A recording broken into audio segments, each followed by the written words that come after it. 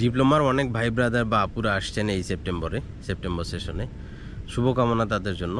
তবে কিছু বিষয় ক্লিয়ার করতে চাই।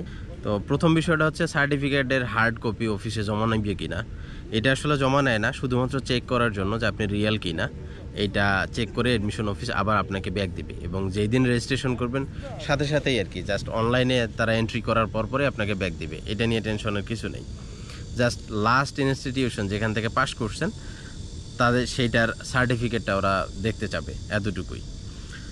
এরপরে আসি আমাদের ডিপ্লোমা ব্যাকগ্রাউন্ডের স্টুডেন্ট দিন দিন যাচ্ছে, আসলে রেশিওটা অনেক কমে যাচ্ছে। আমি স্কলারশিপের কথা বলছি, স্পেশালি টপ স্কলারশিপ যেগুলো চায়নার ভিতরে, সেই স্কলারশিপগুলোর মধ্যে সিএসসি স্কলারশিপ অন্যতম। তো আমি নিজের দিয়েই উদাহরণ দিই, যখন আমরা 2019 সালে আমি এখানে আসলাম সিএসসি স্কলারশিপ নিয়ে, তখন আমরা ডিপ্লোমা ব্যাকগ্রাউন্ডের স্টুডেন্ট ছিলাম প্রায় 15 থেকে 17 জন, ইন্টারন্যাশনাল স্টুডেন্টের কথা বলছি। তো আমরা তখন জেনারেলের তুলনায় আমাদের রেশিওটা অনেক বেশি ছিল, আর এখন সেটা কমে আমি গত বছরে কাউকে পাইনি ডিপ্লোমার স্টুডেন্ট। ইভেন থিয়েনজিন ইউনিভার্সিটি বাংলাদেশি নিচে কিনা আমার জানা নাই। আর আমি যদি বলি যে আমাদের সময়ে যারা সিনিয়র ছিল, হয়তো এটার কারণ হিসেবে এটা হইতে পারে যে আমরা ভালো গাইডলাইন পাইছিলাম, এখনকার জুনিয়ররা হয়তো সেই গাইডলাইনগুলো পাচ্ছে না। সে কারণেই হয়তো তারা কনসালটেন্সি নির্ভর হচ্ছে বা কোনো একটা স্কলারশিপ নিয়েই ঢুকতেছে। আর এটার পরিণাম বেশ কয়েকটা দিকে ছড়ায়। যেমন অনেকে এসে আবার কমপ্লেইনও করে, কান্নাকাটি করে যে এই স্কলারশিপ এখন থেকে 1 বছর শেষ হয়েছে, আমার সেকেন্ড ইয়ার থেকে এটা পাচ্ছি না, আবার ভার্সিটি চেঞ্জ করে, তখন এই ঝামেলাগুলো হয়ে যায়।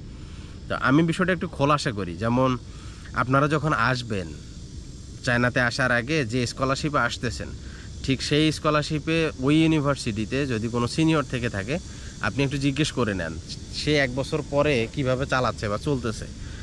যদি এমন হয় যে 1 বছর পর কিন্তু অনেক ইউনিভার্সিটিতে ইভ্যালুয়েশনের মাধ্যমে আপনার হচ্ছে স্কলারশিপটা থাকবে কিনা এটা কাউন্ট করে। অনেক ভার্সিটি এভাবেই কাউন্ট করে দেয় যে 50 জন ইন্টারন্যাশনাল স্টুডেন্ট টপ 10 যারা হয়েছে বা টপ 10-এর মধ্যে যাদের সিরিয়াল আছে, তারা এই স্কলারশিপটা কন্টিনিউ থাকবে সেম।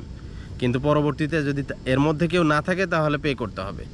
তাহলে এমনটা ভালো না যে আপনি পরিবারকে তখন চাপে না রেখে আগে থেকেই খোঁজ নিয়ে আসলেন। আর এটা এমন না যে আপনি 1 বছরের জন্য আসতেছেন, আগামী 4 বছর যাতে ভালোভাবে থাকতে পারেন সেটার খুব জরুরি।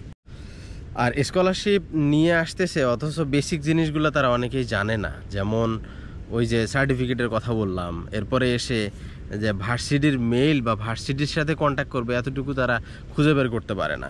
এগুলো আসলে আলসেমি। যদি জুনিয়রদের উদ্দেশ্যেই বলছি, যদি তোমরা ঠিকই বাইরের দেশে যে কোনো দেশে আসতে চাও, তো তোমার ল্যাঙ্গুয়েজ স্কিল, কমিউনিকেশন স্কিল, তারপর রেজাল্ট, এক্সট্রা কারিকুলাম অ্যাক্টিভিটিস, এসব তোমার কম্পালসারি থাকতেই হবে। আর এগুলো যদি তোমার পারফেক্ট না থাকে, তাহলে ভাই তুমি বাইরের দেশে এসে পারফেক্টভাবে চলার মতো তুমি সক্ষমতা রাখো না। এগুলো আগে অর্জন করো। আর আমার কাছে যেটা মনে হয় যে ভালো স্কলারশিপ পাওয়ার পিছনে মাত্র 3টা বিষয়। ফার্স্ট, তোমার রেজাল্ট ভালো লাগবে। Second, language skill. আর থার্ডলি তোমার এক্সট্রা কারিকুলাম অ্যাক্টিভিটি, যেটা কম্পালসারি না আর কি। তবে ল্যাঙ্গুয়েজটার পিছনে যদি তুমি 1 বছর আগে থেকেই সময় দাও, 1 বছর নিয়ে, সেটা ইংলিশ হোক বা চায়নায় আসতে গেলে এসএসকে হোক, তো 1 বছর দিলে এনাফ। এবং বাইরের যে কোনো দেশে যাইতে চাও ইংলিশটা লাগবেই।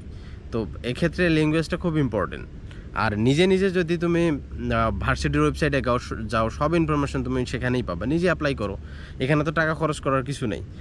আর প্রেস্টিজিয়াস স্কলারশিপগুলো ওই কনসালটেন্সি বা এজেন্ট এরা আসলে ওইভাবে নিয়ে দিতে পারে না।